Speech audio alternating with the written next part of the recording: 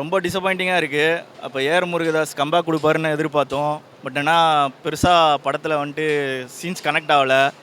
Opening song மாசாக இருந்துச்சு. அதுக்கப்புறம் வந்துட்டு படம் அப்படியே டல்லாகிடுது. கதை உள்ளே போகிறாங்க போயிட்டே இருக்காங்க. ஹீரோயின் கேரக்டரு ரொம்ப ஹீரோ கேரக்டர் டிலூஷனல்ன்றாங்க. படமே டிலூஷனலாக தான் இருக்குது. பெருசாக கனெக்டே ஆக முடியல படத்தோட.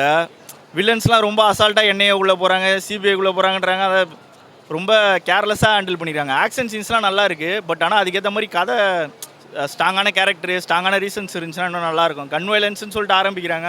அதுலேருந்து டிவேட் ஆகி அப்புறம் லவ் மாலதியை தொட்டாக்கா போட்டு தள்ளுறேன். அப்படி பழைய காலத்து என் ஆள் மேலே கை வச்சா அவ்வளோதான் அப்படின்ற மாதிரி எல்லாரையும் போட்டு தள்ளினாங்கிறாரு எஸ்கே. கட்சியில் நம்மளே போட்டு தள்ளிடுறாரு.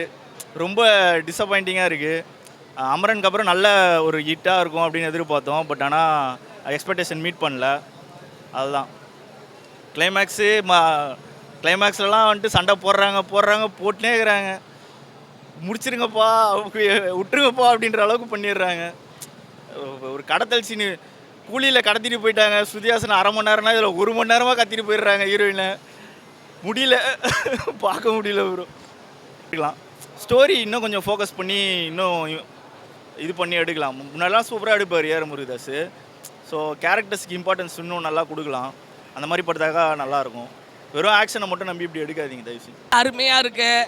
2010 நாங்கள் எப்படி துப்பாக்கியை எடுத்தோமோ, அதை எடுத்து 100 கோடி கொடுத்தோமோ, அதே துப்பாக்கியை நாங்கள் 2025 எங்கள் மதராசியில், எங்கள் சென்னையில் உங்கள் மாபியா கேங்கு வந்து ஆடுனா அந்த ஆட்டத்தை அடக்குவோன்னு காட்டியிருக்காரு முருகதாஸ். ஓகேவா? கையை ஊனி கரணம் போட்டு நான் வளர்ந்த என்னை யார் தூக்கி விட்டது விஜய் டிவிடா அப்படின்ற மாதிரி கலக்க போதில் யார் வந்து கலக்குனாரோ அந்த சிவகார்த்திகேயன் கலக்குன்னு நார்மலாக சூப்பராக பண்ணியிருக்காருடா. சூப்பர். என் பையன் மதராசிடா மொகராசிடா அப்படின்னு சாங்கில் தெளிவாக சூப்பராக பண்ணி கொடுத்துருக்காரு. கெவின் ஃபைட்டு அருமை. அடி திட்டி தூள் கிளப்பிருச்சு. உண்மையாலுமே தூளு தான். அப்படி ஃபைட் எல்லாம் செம்மையாக பண்ணியிருக்குது. அப்படி சூப்பர். படத்துக்கு கண்டிப்பாக 10க்கு 10 தான். Okay, bye. இந்த படத்தை பற்றி சொல்லணும் அப்படின்னா எனக்கு ரொம்ப பிடிச்சிருந்தது வந்து எஸ்கே அவருடைய ஆக்டிங் பர்ஃபார்மன்ஸ். ஏன்னா நீங்கள் இதுக்கு முன்னாடி அமரன் படத்தில் பார்த்தீங்கன்னா அங்கே ஒரு கேரக்டரைசேஷன் அங்கே இருக்கும். சரி, கொஞ்சம் நாளுக்கெல்லாம் முன்னாடி, கொஞ்சம் வருஷங்களுக்கெல்லாம் திரும்பி போகிறேன். இந்த படத்தில் எனக்கு ரொம்ப பிடிச்ச ஒரு விஷயம் அப்படின்னா படத்தில் வந்து எஸ்கேவோட கேரக்டரைசேஷன் அண்ட் எஸ்கேவோட பர்ஃபார்மன்ஸ். நீங்கள் கொஞ்சம் வருஷங்களுக்கு முன்னாடி பார்த்தீங்க அப்படின்னா ரெமோ படம் வந்திருக்கும். ரெமோ படத்துலேருந்து அப்படியே பார்த்தீங்கன்னா ஹீரோன்ற ஒரு படம். அண்ட் அங்கேருந்து ஒவ்வொரு டிரான்ஸ்லேஷனுக்கும் மாவீரன் அப்படின்ற ஒவ்வொரு படத்துக்கும் ஒவ்வொரு கேரக்டரைசேஷனாக எஸ்கே வந்து கன்வெர்ட் ஆகி அதுக்கேற்ற மாதிரி நடிச்சிருப்பார். ஸோ இப்போ ரீசெண்டாக அமரன் வந்துச்சுன்னா அமரனுக்கு அப்புறம் அடுத்து என்ன பண்ண போகிறாருன்ற ஒரு கேள்வி வந்துருக்கும்.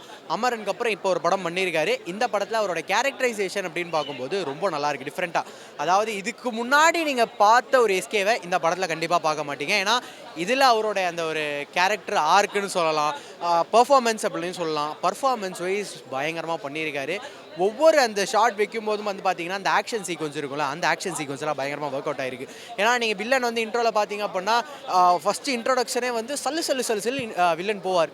யாரா அது ஹீரோவா வில்லனான்ற ஒரு டவுட் இருக்கும். அப்படியே போனால் வில்லனோட இன்ட்ரோ அப்படியே ஷார்ப்பாக ஆரம்பிக்கிறாங்க.